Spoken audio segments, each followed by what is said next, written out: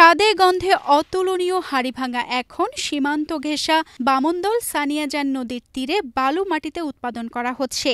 একসময় রংপুরের মিঠাপুকুর এলাকায় হাড়িভাঙা আমের খ্যাতি থাকলেও এখন বালু মাটিতে চাষ করা আম ক্রেতাদের হৃদয় জয় করছে। বাজার দর ভালো হওয়ায় পাইকাররা আম কিনে দেশের বিভিন্ন প্রান্তে বাজারজাত করছে।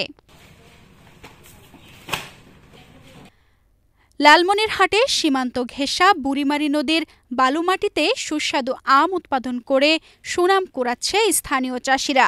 বালু মাটি উৎপাদনের কারণে আমের স্বাদ ভালো হওয়ায় কৃষকরা লাভবান হচ্ছেন এবং এই আম চাষে ঝুঁকছেন। আমি এই জমিগুলো ২০-২৫ বছর আগে ক্রয় করার পর আমি দেখি যে এগুলো বালু মাটি, দীর্ঘদিন থেকে জমিগুলো পড়ে আছে। তো আমি বিভিন্ন দেশ বিদেশে ঘুরছি, দেখছি যে তারা পাহাড় কেটে কেটে চাষাবাদ করে, নদী বেঁধে বেঁধে তারা চাষাবাদ করে। যদি তারা নদী বেঁধে পাহাড় কেটে যদি চাষাবাদ করতে পারে, তারা আমরা প্লেন জমিতে কেন চাষাবাদ করতে পারবো না? আমি সেখান থেকে উদ্বুদ্ধ হয়ে, সেখান থেকে সাহস সঞ্চয় করে আমি এই বালু জমিতে প্রথম চারা গাছ লাগাই, আম গাছ লাগাই। আমাদের এই এলাকাগুলোতে আমের কোনো চাষ ছিল না বিগত দিনে।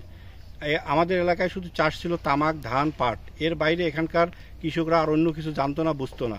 কিন্তু আমি একমাত্র বাহির থেকে আম এনে এখানে আম লাগার পর যখন আমের ফলন দেওয়া শুরু করছে, তখন আমাকে দেখে অনেক কৃষক তারা তাদের জমিতে বাড়িতে আম লাগে, তারা এখন অনেক লাভবান হয়েছে এবং উপকৃত হয়েছে। কৃষকরা আম বাগান করার ফলে স্থানীয়রা পাচ্ছেন কাজের সুযোগ, বেকাররা পাচ্ছে কাজের সুবিধা। তো রংপুরের যে আমবাগান আমরা অনেক শুনে এসেছি, পোদাগঞ্জের আমবাগান, সে আমবাগান থেকেই এখানকার আমবাগানের আমের যে এত টেস্ট বা সুস্বাদু, কারণ এটা বালুমাটি হওয়ার কারণে এখানকার এখানে আমগুলো এত সুস্বাদু, মানুষ তৃপ্তি সহকারে আমগুলো খেতে পারে। আর এখানকার আমের পছন্দ একেবারেই কম। আমার বাসা কুড়িগ্রাম। আমি এই সদাগরের আম বাগানে থাকি। আমি অনেক গরু বাছুর লালন পালন করি, মানুষ করি। আমাকে অনেক কিছু সদাগর দেয়, আমি খায়া কিছু আমার সংসারে কিছু আয় উন্নতি করি। আমার সংসার এখন ভালো হয়ে গেছে। চলতি মৌসুমে আমের ফলন ভালো হওয়ায় প্রতি কেজি আম বিক্রি হচ্ছে ৫০ থেকে ৬০ টাকা দরে। বালুমাটিতে উৎপাদিত আমের রং ও স্বাদ সুস্বাদু হওয়ায় আমবাগানীরা ক্রেতাদের কাছেও আমের চাহিদা পাচ্ছে।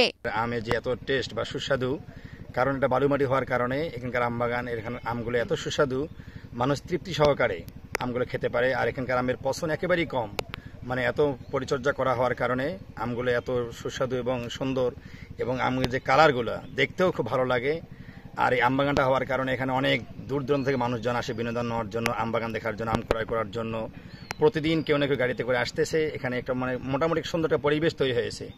এই বামনদল একবারে প্রত্যন্ত এলাকা ছিল, যেখানে আগে শিয়াল, তারপরে এগুলোর আগে বাসস্থান ছিল, কিন্তু এখন আমবাগান হওয়ার কারণে এখন সুন্দর একটা জায়গা হয়েছে। আমরা ঢাকা থেকে আসছি আম নিতে এই সদাগরের বাগানে। আমরা আম লোড হলে আবার চলে যাব। হুমায়ুন সদাগরের আম বাগানে আম ক্রয় করার জন্য এখানে আম ক্রয় করি। আমি বাংলাদেশের বিভিন্ন জেলায় আম পাঠাই। এখানকার আম অনেক সুস্বাদু, বালুমাটির আম। আমাদের মূলত রংপুর জেলার মিঠাপুকুর থানার আমের চেয়েও অনেক ভালো আম এখানে, গুণগত মানসম্মত। উপজেলা কৃষি অফিস সূত্রে জানা যায়, বালু মাটিতে উৎপাদিত আমের চাহিদা বৃদ্ধি পাওয়ায় নতুন নতুন কৃষকরা আম চাষে উৎসাহ পাচ্ছেন। কারিগরি সহায়তা ও প্রশিক্ষণের মাধ্যমে হাড়িভাঙা আম চাষে কৃষকদের উৎসাহিত করা হচ্ছে। অত্র পাটগ্রাম উপজেলায় ৪৫০ হেক্টর জমিতে আম সহ বিভিন্ন ফলের আবাদ হয়েছে। বুড়িমারি ইউনিয়নের বামনদল এলাকার কৃষক হুমায়ুন কবির সওদাগর সানিয়াজান নদী ঘেঁষা বালু বেষ্টিত জমিতে ৩০ একর জমিতে তিনি আমের আবাদ করেছেন।